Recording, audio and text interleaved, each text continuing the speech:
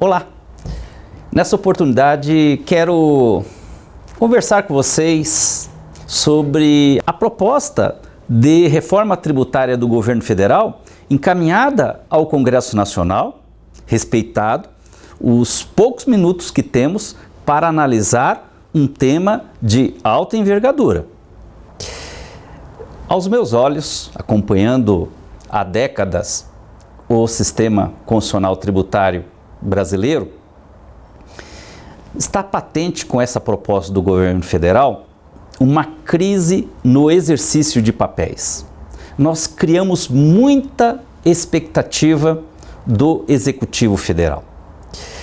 E nós temos que ter bem presente, e aqui quero firmar um pensamento, pautado numa tese que há anos defendo e muito mais agora, vendo a proposta do governo federal com a sugestão da criação da CBS, que de antemão sugiro o Congresso Nacional não se pautar preponderantemente, mas dar vazão às PECs 45 e 110 que já estão lá na comissão mista do Congresso Nacional. Notem que não devemos exigir das pessoas e das instituições o que elas não têm para dar. Ora, se você pegar historicamente a sistematização tributária, a codificação da legislação tributária brasileira, o governo federal sempre exerceu um papel de coadjuvante e não de protagonista. Se você pegar a obra clássica, Aliomar Baleiro, grande tributarista que tivemos, olha lá em sua obra, ele contando o histórico da sistematização tributária nacional, que culminou na emenda constitucional 1865 e, na sequência, a publicação da Lei 5.172 de 66, com o belo Código Tributário Nacional que foi implementado e que até hoje bebemos da sua água. Ora, o protagonismo já lá foi do Congresso por meio de 2 deputados federais que solicitou ao grande mestre, professor Rubens Gomes de Souza, uma proposta de sistematização tributária. E aí, depois, Oswaldo Aranha, que era ministro da Fazenda, ele colou na proposta e deu vazão. O assunto começou lá em 1953 e culminou na emenda constitucional 1865 e, na sequência, o Código Tributário Nacional. O que eu quero dizer? Nós, aqui no Brasil, em outras partes do mundo também, esperamos muito do governo federal, do Executivo Federal, algo que ele não tem para dar. O Executivo Federal, historicamente, quando ele propõe algo em nível tributário, sempre é uma proposta eivada de perfil orçamentário. O que eu quero dizer com isso? Está mais para direito financeiro puro do que um autêntico direito tributário. Nós sabemos que o direito financeiro, ele divide-se em direito tributário e direito orçamentário.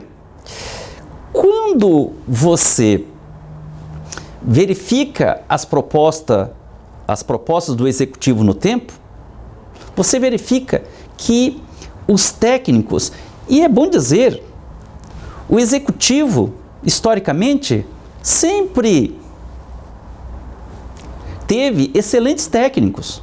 Você não pode negar a capacidade técnica dos ministros da Economia, hoje, no passado, da Fazenda, a contar de Pedro Malan, que subscreveu uma carta de exposição de motivos propondo a mudança do PIS/COFINS, instituindo o regime não cumulativo. É só ler.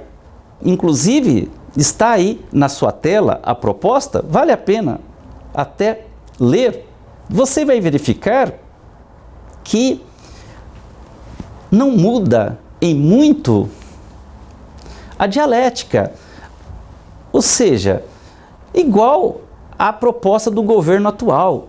Veja que, na época, Pedro Malan subscreveu para reformar o PIS/COFINS, saindo do cumulativo 3,65% para 9,25%, uma majoração de 154%. Essa proposta do governo federal poderia ser colada na proposta atual do ministro da Economia e seus técnicos. Está aqui.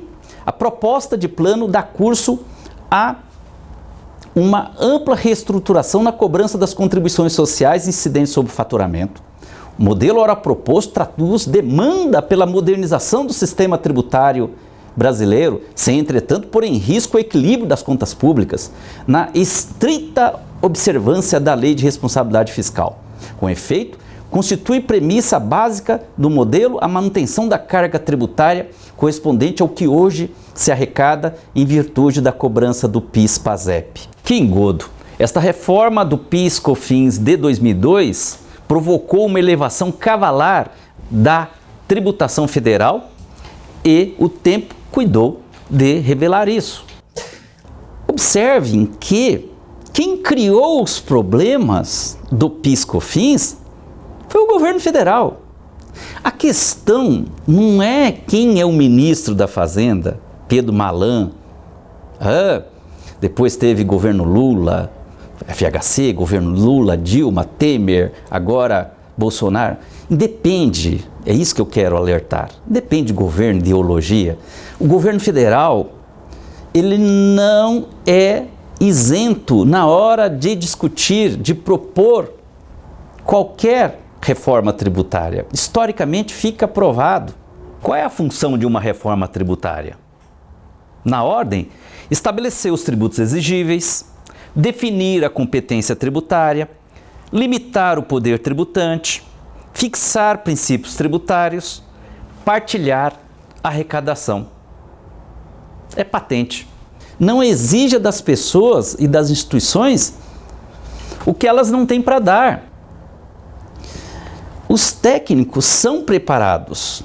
Os ministros da Economia, no passado da Fazenda, são preparados tecnicamente.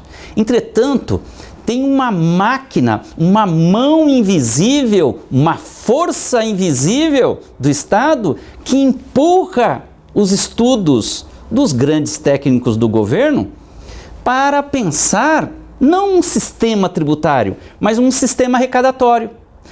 E da mesma forma que escreveram lá em 2002, com a subscrição de Pedro Malan, que a reforma do PIS/COFINS na época foi a pedido das entidades empresariais, saindo do cumulativo para não cumulativo, com direito a crédito de PIS/COFINS, também visando modernização. A dialética, as expressões são similares. Esse texto que li de Pedro Malan, que integra a carta de exposição de motivos que acompanhou a MP 66 de 2002, ela poderia ser inserida agora na exposição de motivos do ministro atual. A força invisível do Estado, antagonizando aqui a teoria de Adam Smith, que dizia que há uma força invisível dos mercados. O Brasil está provando que existe uma força invisível do Estado. A máquina pesada do Estado faz os técnicos pensarem sistema tributário como sistema arrecadatório. E daí, da mesma forma que o PIS/COFINS, problema criado pelo próprio governo, gerou aumento de carga tributária e insegurança jurídica, a CBS está sinalizando também majoração de carga tributária e vai dar margem para o quê? Embates. Objetivamente, o meu pensamento, vivendo o direito tributário intensamente há décadas, que temos que afastar a crise de exercício de papéis. Quem tem que tomar frente da reforma tributária é o Congresso Nacional. A propósito, a própria Constituição Federal, nos artigos 48 e 52, deixa patente que é o Congresso Nacional que tem que tomar frente do sistema constitucional tributário. Está aí na tela. Olha aqui. Você pode ver que temos artigo 48 das atribuições do Congresso Nacional. Cabe ao Congresso Nacional o quê? Lalaiá, cuidar do sistema tributário. Artigo 52 do Senado Federal. Compete privativamente ao Senado Federal avaliar periodicamente a funcionalidade do sistema tributário nacional. Algo que deixa a desejar. Ou seja, temos que afastar a crise no exercício de papéis. O Congresso Nacional tem que se valer das suas prerrogativas constitucionais, artigos 48 e 52, e tomar frente da reforma tributária, ouvir, sim, o Executivo, como tantos outros interessados, e o Executivo, ele é um agente parcial. Ou seja, ele não pode ser protagonista de uma reforma tributária que ele pensa só o aspecto orçamentário. Tenho despesas para honrar e receitas possíveis. As despesas são certas, as receitas são possíveis. E aí, joga para cima, base de cálculo, alíquota de imposto, no caso aqui, a alíquota da CBS, ela está exacerbada. Enfim, deve-se ouvir o Executivo como deve-se ouvir tantos outros agentes, porém o Executivo, ele é um agente parcial, ele não é isento, ele é agente da relação obrigacional tributária. Então o Congresso Nacional deve ouvir, em especial, o governo federal pode contribuir no diagnóstico dos problemas. Sim, porque se você vai para uma reforma tributária, reformar é inovar o sistema. Inovar quer dizer diagnosticar o problema, reconhecer o problema e propor a correção do problema. O governo tem que ficar o quê? Só no diagnóstico, ele tem dados lá em sua base de dados. E se assumir os erros, que bom. Agora, a correção do problema que o próprio governo criou, dando margem para debates intensos sobre o que são insumos para crédito do PIS/COFINS, e a Receita Federal restringiu no tempo, aumentou a carga tributária do PIS/COFINS, mudando de 3,65% para 9,25%, restringiu o conceito de insumos, as empresas tiveram que ir para a justiça, e temos agora também a exclusão do ICMS da base de cálculo do PIS/COFINS, que os contribuintes foram para a justiça. Os problemas do PIS/COFINS não cumulativo foram criados pelo governo federal e não pelos contribuintes. Então, o Congresso Nacional, que tome a frente, se valha das prerrogativas que a própria Carta-Mãe atribui ao Congresso Nacional e dê vazão a uma reforma tributária que simplifique o sistema, dando segurança jurídica, diminuindo o custo de obrigações acessórias, bem como reorganize a tributação no Brasil, pois são 3 os fatos econômicos tributáveis possíveis: consumo, renda, propriedade. E aqui nós temos uma concentração de tributação sobre o consumo, gerando desigualdade social. Nós temos carga elevada e tributação de forma errada, concentrando muito no consumo. Diante disso, abro aqui um parêntese. Não adianta irmos para uma reforma tributária para cuidar do PIS/COFINS prioritariamente. O problema da nação não é o PIS/COFINS. PIS/COFINS é problema do governo. Agora, nós temos 2 tributos que incidem sobre o consumo que geram grande insegurança jurídica, dificuldade para compreender a legislação, porque um é estadual, o ICMS, 27 regulamentos estaduais.